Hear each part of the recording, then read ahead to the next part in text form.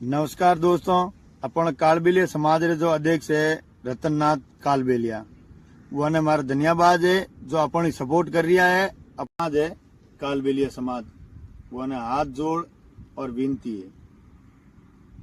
मारो कहने मतलब यूं है कि जो भी चीज लोग कर रहा है अपने खिलाफ, मेरे खिलाफ आज आप आवाज उठाओ।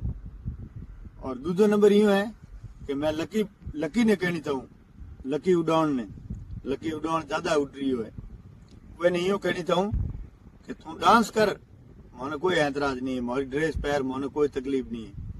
लेकिन जो मोरी ड्रेस पहन जो तू मतलब गलत चीज गलत वीडियो बना रही है, तू मतलब टुकिया में प्या गला रही है, मतलब इन जगह तू प्या गला रही है, आ चीज मोने बुरी लग रही है। समझ में आ गई? जो भी तू चीज कर रही हो नी मोरे खिलाफ, आ थारे मतलब कौम नहीं आवलन। समझ में आ गई? जो तू थारे लारे दो लोग थारे लार जुड़ गया, वही लोग बजे तू होत रही हो दिमाग रे मोने भाई मने लोग साथ देला, एंड थारो खोटो है। लकी थारे उड़नो है जी तो उड़ ले, एंड खोटो है थारो। मोरी कालबेलिया समाज री जो ड्रेस है नी, कालबेलिया ड्रेस, वे तू बदनाम मत कर। समझ में आ गई?